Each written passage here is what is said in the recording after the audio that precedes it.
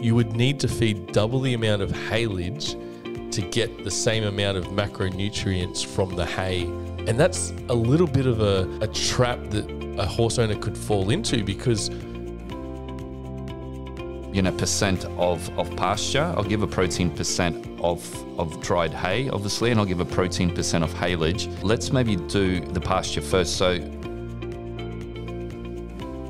welcome everyone to episode 130 of the Send Nutrition Podcast. You're with your host Bryan and Peter today. And today's topic is dry matter matters, hay versus haylage versus pasture. How are you, Peter? Bryan, I'm very well. I'm actually a little bit dry in my throat. I had every good intention going to the gym for a workout, but the only workout I actually did was the lonely bottle of Prosecco in my fridge. It's not even the end of the week. What are you doing? Just one of those weeks, Bryan. Yeah, I know. And it was a heat wave on the weekend for us, and it's just now feels like we're back in winter this morning too. Wearing jeans and shirts and jumpers. That's actually a good analogy for this, because we are going to talk about dry matter, and we will define it for what it means to a horse owner in terms of this is actually needs to be highlighted for every horse owner, whether you feed grass, haylage or hay. And this topic has come about with all these diet consults that are coming in, even with their hay reports and also even their pasture reports, how misleading it could be if you don't take into account the dry matter content of that roughage source. And I think the first thing we'll do is define what dry matter is, and that represents everything in your forage, hay, haylage, other than water. So including the protein, fiber, fat, and minerals. So as the name suggests, dry matter, and the abbreviation is DM, it's all the dry matter, and it's a percentage of this, and the higher the percentage, the less water is in your forage. That's what summarised, Bryan. It all stemmed with us working with a customer in the United Kingdom, in the UK, and look, she's been blessed to send us a pasture analysis, obviously, of fresh grass. There's also a dried hay from that same paddock, pretty much, and then we've got haylage as well. So we've had to go all the way to the United Kingdom. So anyone out there in the UK listening to us, I hope you like our gin jokes, or maybe we should do some shandy jokes. Is that their drink of choice over there? Don't know. We just made it up, Bryan. I'm hoping not. But working with Nikki there, we got access to a lot of these tests. Obviously, 3 different, and they were all done pretty much at the same time. And Bryan and I always had to do a double take at ourselves and go, are these numbers right? Because we were just in shock. Yeah, and I agree, Pete. I think it sort of triggered us to go, hey, I think our listeners need to know about this if you don't already know about dry matter, because when we look at everything in an analysis, we want it to be accurate and not misleading. And the forage analysis or haylage analysis, or we'll group it all into forages, including your hay, it is absolutely crucial, because without this, you can't determine the amount of nutrients that are going into your horse, because forage is the basis that they're consuming in a 24-hour period. So, Bryan, maybe what we'll do is I'll give the example of maybe a protein number we can run with, and I'll give a protein percent of pasture. I'll give a protein percent of dried hay, obviously, and I'll give a protein percent of haylage. And maybe you can explain to our listeners what that sort of protein percentage means based on the dry matter. So let's maybe do the pasture first. So through Nikki's property here, we had 91.4% dry matter with a crude protein level of 6.7%.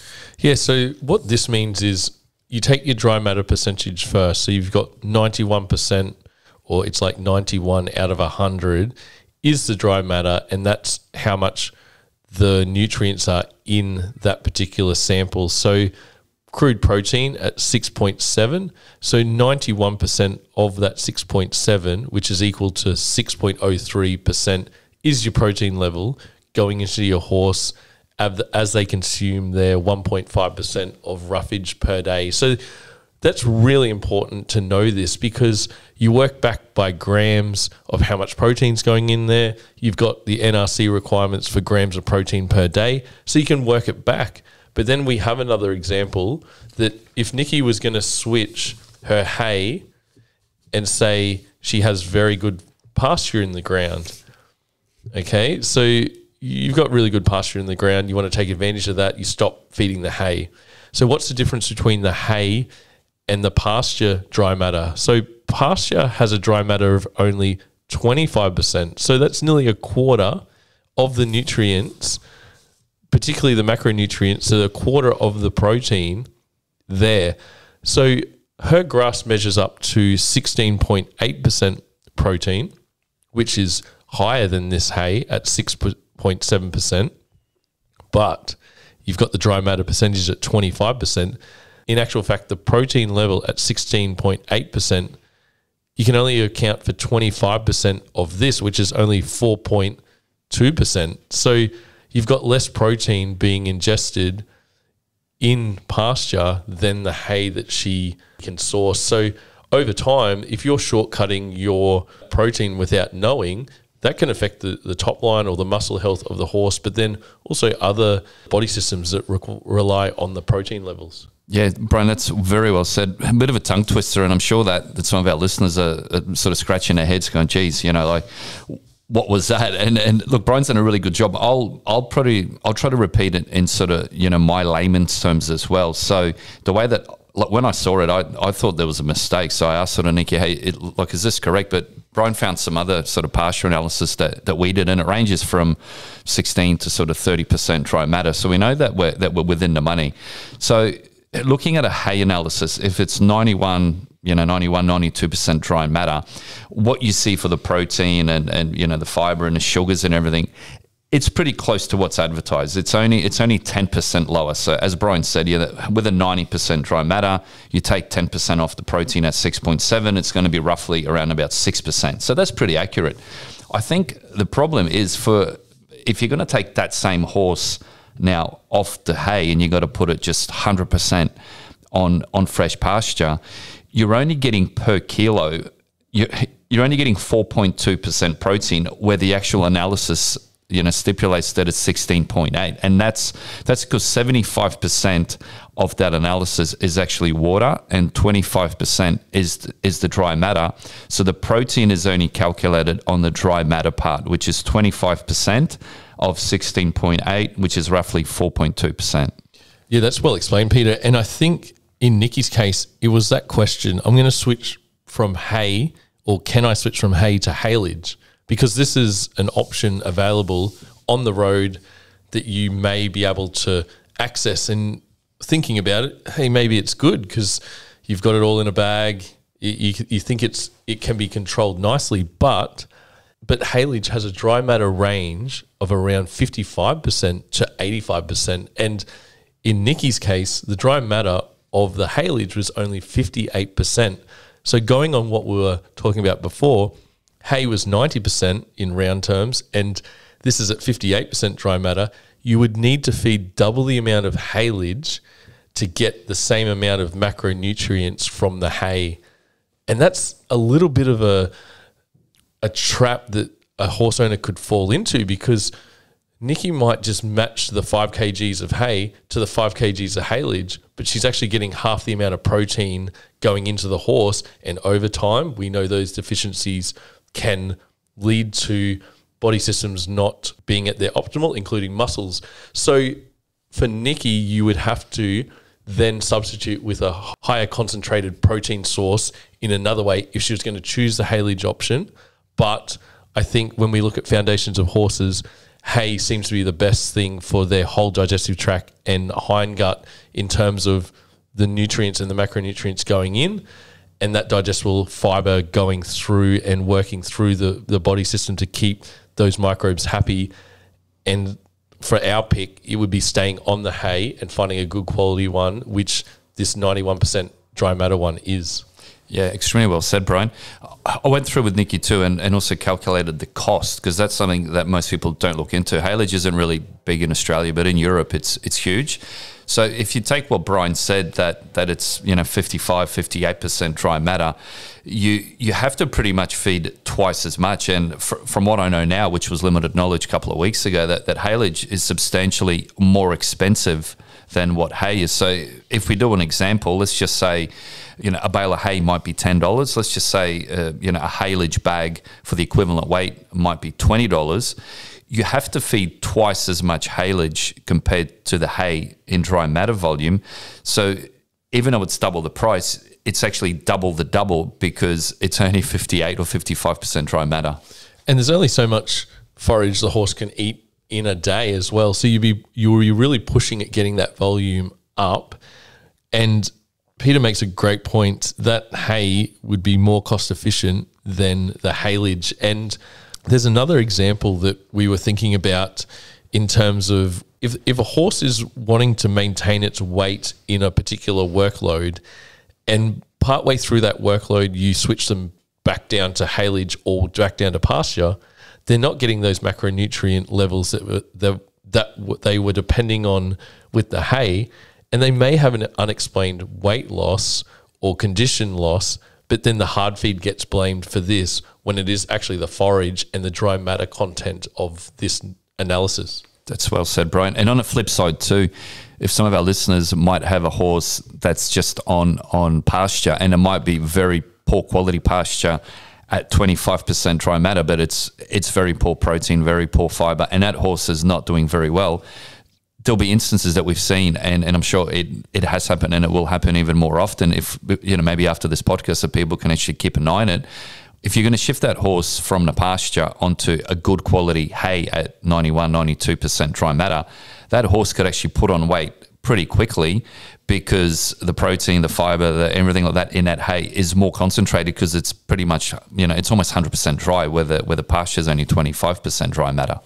Yeah, absolutely, Peter. And it's probably good practice to then redo your diet analysis outlook, because with the pasture, and we'll take the Sen range, for example, the Sen grain-free ultimate, higher digestible energy in terms of per kg, really suitable to that pasture, but then moving them onto the hay, you may only need that balancer pellet, which is the CF50, to just even up those vitamin minerals that are in the hay, and you're using the hay as a really good, healthy calorie source that is really beneficial to all their systems. Yeah, hay gets demonized a little bit. And look, there are hays out there that we at Sen don't recommend. And, you've probably heard us 1,000 times with the oaten hays and sort of the wheaten hays and, all the sugar, the barley hays and things like that. Unless someone's really desperate and they don't have any other hay, then obviously, we can work with it. But feeding that CF50 concentrate, it's a very low feed rate from 100 to 200 grams. It's probably ideal for a high sugar hay, because then you're not getting all the extra sugar or starch out of the hard feed, where you can feed a low rate, and a horse will naturally keep the condition on through those sugar hays. On the flip side, you've got a Rhodes grass or a teff. A lot of those average around about 10 to 12% protein, and if the dry matter once again is 90 to 92%, they're still going to be getting a decent amount of protein, especially consuming 68 kilos of hay per day. And to our lucerne feeders, that should not be your full foundation of your roughage. So if you're feeding your horse 5 to 6 kgs of lucerne per day, that's going to overdo the protein unless they're in a full race prep, and then you're not feeding any concentrates, but that's impossible to do. So really, that's why we do advocate those grassy hays. It's a better controlled protein. If you do have that fussy eater that's addicted to the lucerne, those grassy, we get it time and time again, Pete. What about you, Bryan, with the Long Island iced teas? Is that a bit of an addiction we'll too? Wait to the Equitana and Tim and Ellie will do that. But hey, you don't need no encouragement too. But if you look at the grassy hays we recommend, if you're going to do a grassy lucerne, 30% is good.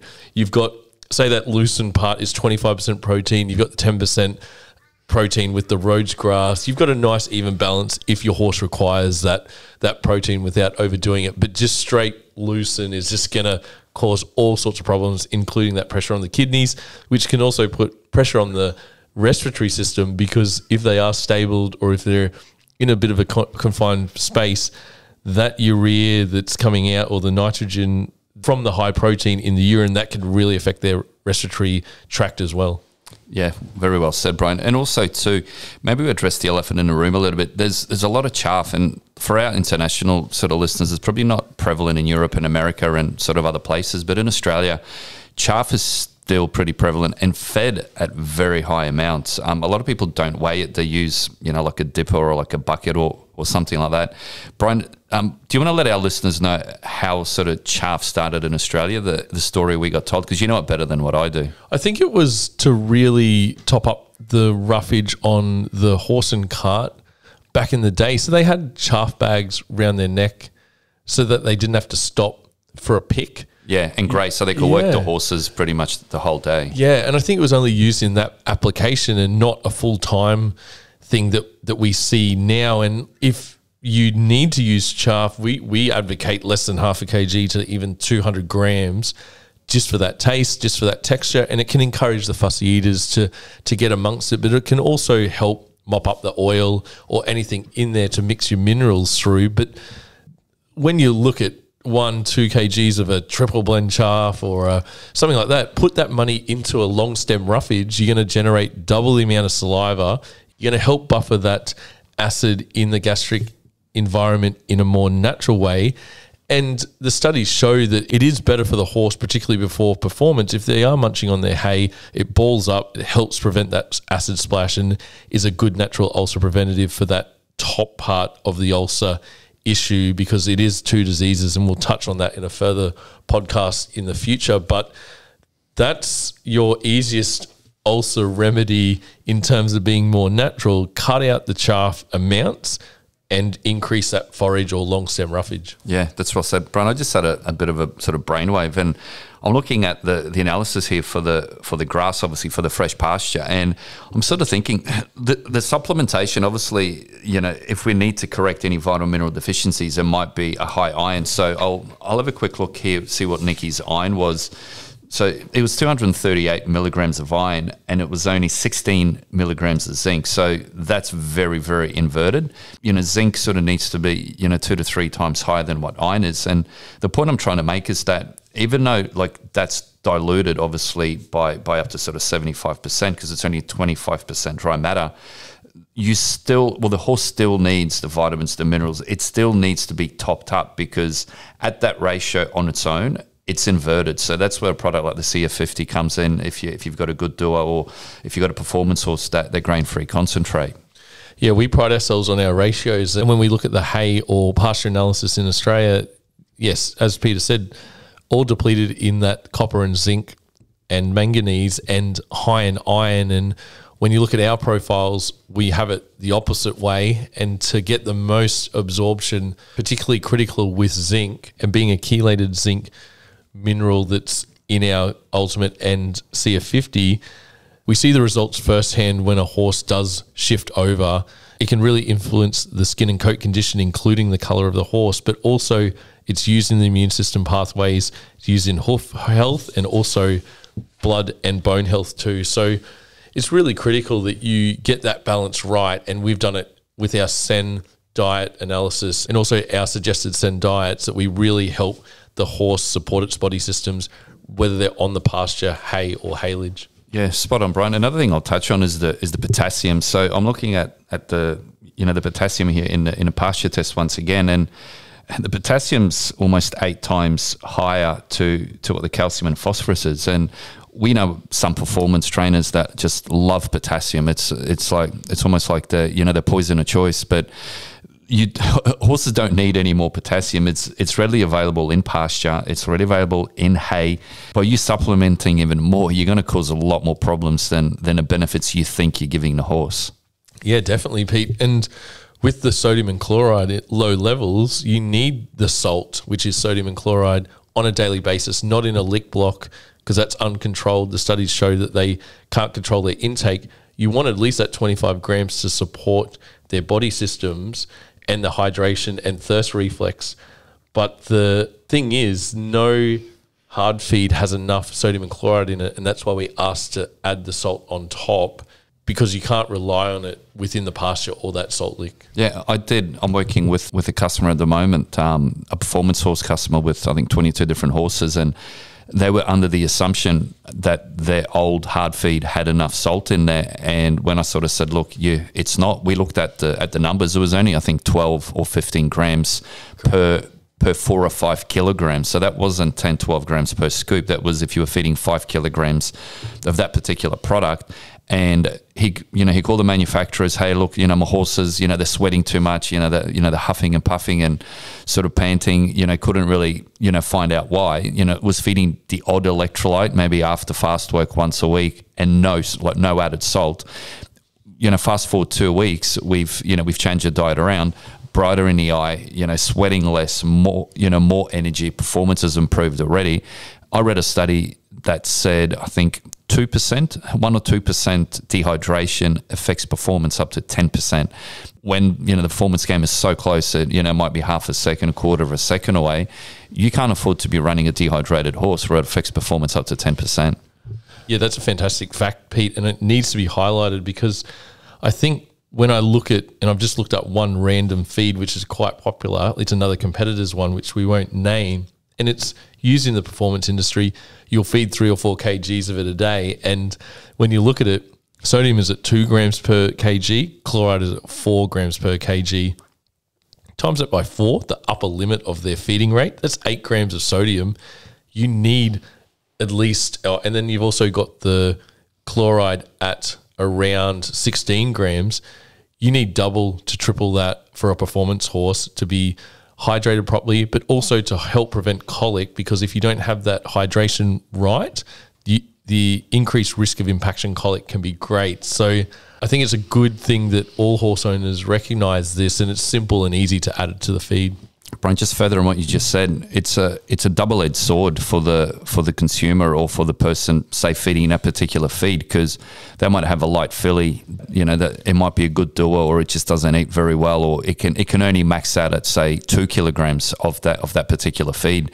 So that works, say, argument's sake, if you're feeding 4 to 6 kilograms, you're still going to be 50% below feeding at 4 kilograms, but if the horse is only eating 2 kilograms, then it's 100% below where it needs to be. So now it's not getting the vitamins and minerals because it's not feeding the manufacturer's recommended amount. It's going to be dehydrated because it's way, like the assumption is that, there's enough salt in that bag. But if you're not feeding at 4 kilograms and you're feeding 2, you're way under, once again. So you can't have everything in one bag, and it's not like a one size fits all. This is why we recommend adding a fat source separately. You need to add salt separately into your feed. You need to have a vitamin and mineral inside a pellet ideally, but at very high levels. So then you're not feeding the 4 or 5 kilos. You might be feeding 1 or 2 kilos.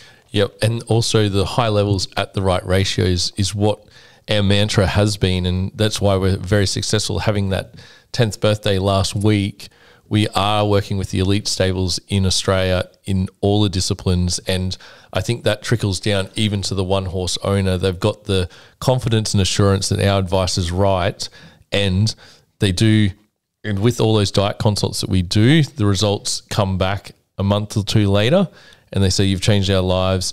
And there may be an adjustment that needs to be made because every horse is an individual. They have different metabolisms and different genetics that you have to work with, and it's zeroing down on this horse, their environment, the training, the way they are in their demeanor. And you need to be that scientist of your own horse and really get to know them, because you can only compare themselves to themselves when you're looking at a nutrient analysis or what you want to feed them to help support their bodies. So I think this podcast we thought this was going to be a short one, but this dry matter, it needs to be highlighted that if you are getting a hay from a supplier, please ask them for the hay analysis.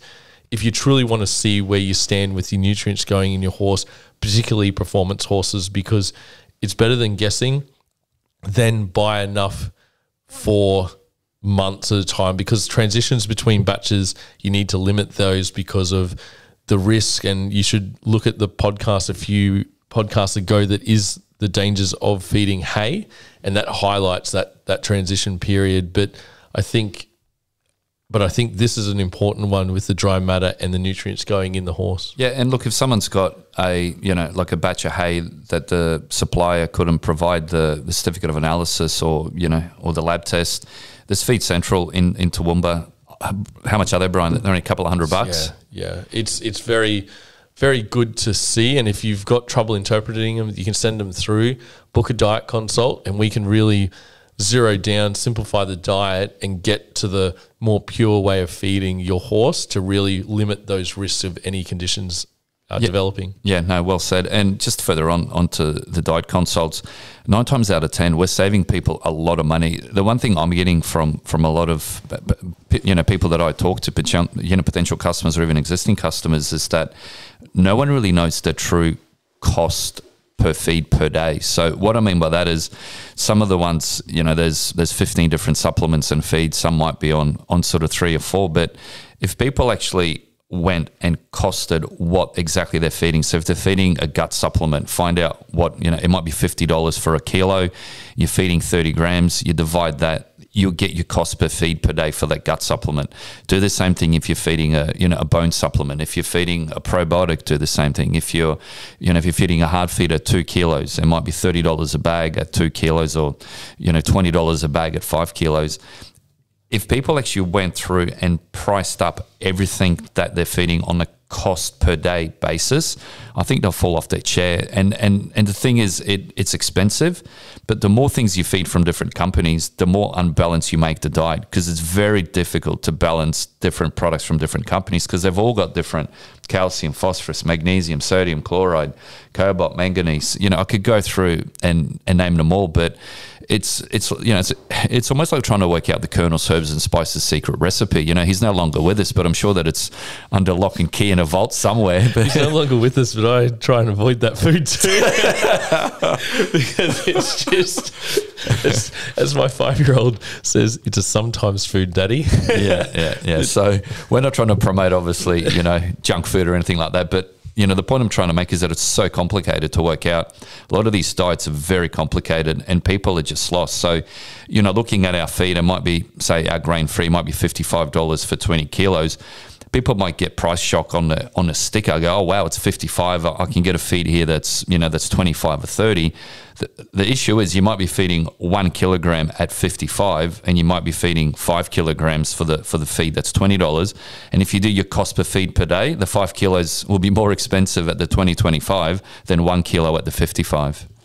That's very well explained, Pete. And I think when you start feeding a horse at whatever level you're at, some people have said to me, expensive to what? Like, this is the health of your horse, and we're trying to help prevent sickness through nutrition, because conditions involving vets and complications that could be prevented by good daily consistent nutrition is a lot cheaper than going down the other way. And at Sen, we're trying to make it simple. It's not that expensive. It is very good quality. We pride ourselves on this, and working with those elite stables in Australia, we are at the forefront of what helps a horse thrive in performance, but also their overall care and training. So Peter and I are on the forefront of this, and we have the pulse in all the industries, and we just want to help as many horses in Australia be cared for. And we know the owners mean well. It's knowledge is power, and education through these podcasts is what we pride ourselves on. Yeah, and it's almost like Bryan said, like you can't put a price on your health. And I have this conversation in a cold plunge, with sort of all the regulars that we sort of meet there and cold plunged 5, 10, 15, 20 minutes. And we were talking and we said, well, yeah, it's expensive, but you're better off spending that money to stay healthy than when you get sick, trying to spend all that money to try to get better. So basically you're making an investment in your health. And to me, you can't put a price on that. Some people might think, oh, well, Sen's expensive. So we're not making any more margin on our product. We're actually probably making less margin on our product, because to produce a high quality feed is expensive. It's like when you go to a fine dining restaurant, you're going to pay $80, $100 a meal. You're going to go to a food court, you might pay $15. The quality is different. It's been handmade. The food court, it might be, it might have been done last week and sort of reheated. So you got to look at the actual, it's not the cost, it's the value. Like, what are you getting?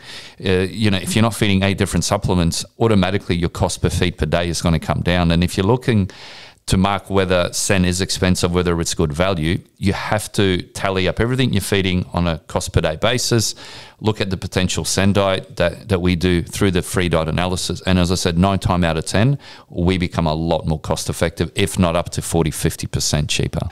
Yeah, in particular, in those diet analysis, we do see owners feeding 8 or 9 different things and they're not getting the result. And it's chaos for them, knowing that they've spent all this money on these supplements and feeds and not getting the result, but then we strip it back to a more pure way where I think we might have to quote Dr. Mike Tomlinson again, if you don't understand, how's the horse going to understand what you're putting into it in the first place? And I think that's the basis of everything. We've got to keep it simple and effective. And at Sen, we pride ourselves on our ingredients and the quality that we're ensuring. And I think the results stack up at the end of the day as well. Yeah, pretty much that summarizes everything. Brian, any parting words you'd like to leave with our listeners? I think just in summary, when you look at your grass, your haylage or hay choice, so your forage choice, look at the dry matter. If you are still confused about this, just reach out. We've got many modes of contact, including our office number. And even if you want to email through or book a diet consult to try and see where you are with your dry matter, because I think this highlights the fact that if your horse loses condition, do not look at the hard feed, look at the hay, look at the roughage type, because this could be the thing that is affecting the macronutrient level. But other than that, Pete, we are flying to 100 Spotify reviews, which is good. And if you find this really helpful, please don't hesitate to leave one. Awesome. Well, that pretty much covers it, Bryan. Thanks for everyone for listening, and we'll see you guys next week again, yeah? Yep. Thanks, guys.